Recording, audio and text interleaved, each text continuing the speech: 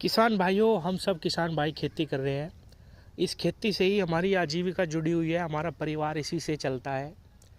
और हमें जो कोई भी, चाहे वो दुकानदार हो या कोई भी हो, जो कोई भी कुछ बता देता है कि भाई आप ये चीज़ इस्तेमाल करो, ये खाद डाल लो, ये दवा डाल लो, हम उसका प्रयोग करते हैं क्योंकि हमें अपना उत्पादन बढ़ाना है। और इसी से ही हमारा परिवार चलेगा, इसी से ही बच्चों की फीस जाएगी, इसी से ही सारे काम होंगे किसान के घर में। क्योंकि आप सब जानते हैं कि बाज़ार में हर चीज़ के रेट बहुत तेज़ी से बढ़े हैं, लेकिन कृषि का जो उत्पाद है, चाहे वो गन्ना हो, गेहूं हो या कोई भी चीज़ हो, उसके रेट इस हिसाब से नहीं बढ़ रहे जिस हिसाब से महंगाई बढ़ती जा रही है, जिस हिसाब से खेतों में लागत बढ़ती जा रही है। इसीलिए किसान ये नहीं समझता डालने से पहले कि भाई इस दवा का क्या दुष्परिणाम होगा या मैं कितनी मात्रा में इसको डाल रहा हूँ, और वो डालता है क्योंकि उसे अपना उत्पादन बढ़ाना है। इसमें दुकानदारों का भी फॉल्ट है। मैंने खुद अपने आंखों से देखा है, जिस बीमारी में सिर्फ एक दवा काम कर सकती है, किसान को दो दो तीन तीन दवाएं उस बीमारी के लिए दी जाती है। और दुकानदार को केवल ये है कि मेरा माल बिकना चाहिए। खेत में उसका क्या दुष्परिणाम होगा उससे कोई मतलब नहीं।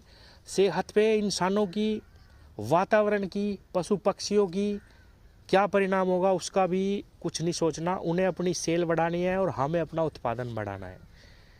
सच्चाई तो ये है कि इसमें सरकार को वाकई में ही बहुत सोचने की ज़रूरत है, और बहुत जल्द अगर कदम नहीं उठाए गए तो बहुत बड़े दुष्परिणाम इसके देखने को मिलेंगे और देखने को मिल भी रहे हैं। मैं आपको सच्चाई बताऊं, आप खुद सोचना इस चीज़ को कि आप ज़रूर ऐसे आदमी को जानते होंगे जिसकी उम्र बहुत कम है और जो बहुत ही अच्छी हेल्दी लाइफ जी रहा था आपके हिसाब से, हमारे हिसाब से, लेकिन उसको कैंसर हो गया।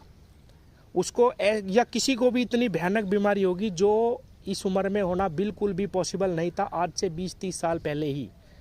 लेकिन इन 10 सालों में बहुत ही तेज़ी से खेतों में पेस्टिसाइड और बहुत ही अजीब अजीब खाद, मैं नाम नहीं लेना चाहता, जिनकी बहुतायत बढ़ी है और इसके दुष्परिणाम हमारी मिट्टी पे भी हुए। किसान भाइयों, मैं आपको सच बता रहा हूँ, मैं ऑब्ज़र्व करता हूँ, बहुत सारे किसान मुझे कहते हैं कि मनोज भाई, हमने सारी चीज़ें डाल ली, सारे खाद डाल लिए, सब कुछ इस्तेमाल कर लिया, लेकिन हमारी मिट्टी हमें वो उत्पादन नहीं दे रही है अब जो पहले देती थी। मैं आपको सच बता रहा हूँ किसान भाइयों, ये केवल और केवल हमारी मिट्टी जो ख़राब हुई है केमिकल से, बहुत ज़्यादा अंधाधुंध केमिकल से, अंधाधुंध दवाई के प्रयोग से, उसकी वजह से ऐसा हो रहा है। अगर हम थोड़ी मात्रा में ही दवा का इस्तेमाल करें और हमें सही जानकारी हो तो हमारा खेत भी बचेगा और हमारी लागत भी बचेगी और हमारी मिट्टी भी बचेगी और इंसान भी बचेंगे। किसान भाइयों, आज ये बात मेरे दिमाग में क्यों आई, मैं आपको ये बताऊंगा ज़रूर। किसान भाइयों, मेरा मन बहुत दुखी हुआ इस चीज़ को देख के। मैंने एक फ़िल्म देखी थी थोड़े दिन पहले ही, आपने भी बहुत सारे लोगों ने देखी होगी, जिसमें रजनीकांत होता है और अक्षय कुमार रहता है। 2.0 उस फिल्म का नाम है, जिसमें वो पक्षी रहता है, बहुत बड़े बड़े पंख रहते हैं उसके। अक्षय कुमार इसमें एक साइंटिस्ट होता है जो सभी जितने भी टेलीकॉम इंडस्ट्री वाले होते हैं उनके सब के पास जाता है कि आप अंधाधुंध टावर लगा रहे हो दुनिया में, और इस टावर से जो वाइब्रेशन फैलते हैं उससे इंसान भी मरेंगे एक दिन, लेकिन पशु पक्षी तो बिल्कुल ही मरते जा रहे हैं। और उसमें जितने पक्षी होते हैं वो जल्दी जल्दी जल्दी जल्दी मरते रहते हैं। उनके जितने अंडे देते हैं पक्षी, वो अंडों में ही मर जाते हैं। कुछ जो पक्षी हैं वो उड़ते उड़ते मरते हैं। एक दिन मैंने क्या देखा किसान भाइयों, सच बता रहा हूँ, मेरे सामने उड़ता उड़ता एक कबूतर गिरा और उसकी नाड़ घूम गई, जैसे उस फिल्म में दिखाया था। उसकी गर्दन एकदम टेढ़ी हो गई और वो मर गया। और आज मैं अपनी 12 पे यहाँ आया हुआ हूँ, जैसे ही मैं इस अपने पेड़ के नीचे खड़ा था, आज फिर वही हादसा हुआ। ये चिड़िया बेचारी अभी अभी ऊपर से गिरी, बिल्कुल जस्ट 2 मिनट पहले, और गिरते ही इसको ये नहीं पता क्या हुआ, एकदम इसका दम निकल गया। तो मेरे दिमाग में एकदम बात आई कि ये सब प्रकृति के दोहन का नतीजा है। हम कभी कभी जानबूझ के और कभी कभी अनजाने में जो ये इतने ज़्यादा पेस्टिसाइड अंधाधुंध डाल रहे प्रकृति में, ये इसी का असर है। किसान भाइयों, एक तरफ तो हम इंसान मिट्टी में जहर डाल के खुद ही खा रहे हैं, दूसरी तरफ ये जो वाइब्रेशन है, जो अलग अलग प्रकार का प्रदूषण है। अब देखिए, इंटरनेट के बिना, फ़ोन के बिना इंसान एक दिन भी नहीं काट सकता, और इसके बहुत ही ज़बरदस्त इस वाइब्रेशन के दुष्परिणाम है। जहाँ टावर लगा होता है उसके नीचे आप कभी भी देख लेना, मैंने खुद महसूस करा, और हमारे गांव की बात मैं बता रहा हूँ। एक टावर लगा हुआ है हमारे घर के पीछे, और उस टावर के नीचे जो लोग रहते हैं, उनके घर में 2-3 लोगों को बहुत भयंकर बीमारी हो चुकी है। एक आदमी अटैक से मर चुका है, 3-4 उनके डांगर मर चुके हैं पिछले 2-3 साल के अंदर ही। तो ये चीज़ें समझने की आवश्यकता है। एक आपको मैं अपना पर्सनल अनुभव और बताता हूँ। पिछले वर्ष की ही बात है किसान भाइयों, पिछले से पिछले वर्ष की बात है, जब कोरोना फैला हुआ था उसके बाद की बात है। हाँ, एक दवाई, उसमें मैं नाम नहीं ले सकता उसका, वो मैंने प्रयोग के लिए मैं लाया था कि भाई इसको भी डाल के देखते हैं, जब बहुत ज़्यादा रोग इसमें आ रहा था 0238 में। तो जैसे ही वो दवा मैंने डाली किसान भाइयों, उसी दिन तो मुझे वो चढ़ गई, डॉक्टर के पास जाना पड़ा, दवा लगी मुझे, 1 दिन लग गया था पूरा ठीक होने में। और उसके बाद साइड इफ़ेक्ट ऐसा हुआ मेरे ऊपर दवाओं का कि जैसे ही मैं किसी भी ऐसे खेत के पास जाता हूँ जहाँ पे स्प्रे हो रही हो या दवा खुली हुई हो, ढक्कन खुला हुआ हो या स्प्रे चल रही हो या कहीं पे भी किसी ने कोई दवा डाल रखी हो, इवन रिजेंट भी डाल रखा हो, तो 1-1.5 साल अब तक भी मुझे ये दिक्कत आ रही थी कि मैं जैसे उस खेत के भी पास से निकलता था तो मुझे चक्कर महसूस होने लगते थे तुरंत ही। तो अब आके ये स्थिति थोड़ी सी सुधरी है धीरे धीरे धीरे धीरे। तो इन दवाओं का बहुत ही ज़बरदस्त दुष्परिणाम पर्यावरण में, पशु पक्षियों में, इंसानों में देखने को मिल रहा है। मैं ये नहीं कहता कि प्रयोग हमें नहीं करनी चाहिए, लेकिन इस पे ध्यान करने वाली क्या बात है कि एक तो जो मानक है दवाओं का वो सही होना चाहिए। सही अच्छी कंपनी की दवा हो, उसमें आप देखोगे कि मानक होता है कि इतने % दवा है। लेकिन सही की जब नकली आती है बाज़ार में, उसमें कोई भी मानक नहीं है, क्योंकि नकली दवा को अपना रिजल्ट देना है, ज़्यादा परिणाम वो दिखाएगी तो किसान उसको ज़्यादा खरीद देंगे, असली से भी ज़्यादा खरीद देंगे। तो उसके अंदर बहुत ज़्यादा मात्रा में साल्ट डाले जा रहे हैं और उसको इंसान ही खा रहे हैं। कैसे? अब हमने गन्ने में कोई भी बहुत भयंकर दवा डाली उसको बचाने के लिए, अब क्या होगा क्या कि उसको चारे के रूप में हमारे पशु खाएंगे, उसके बाद जो दूध निकलेगा वो घूम फिर के हमारे पास ही आना है और वो हमें ही पीना है।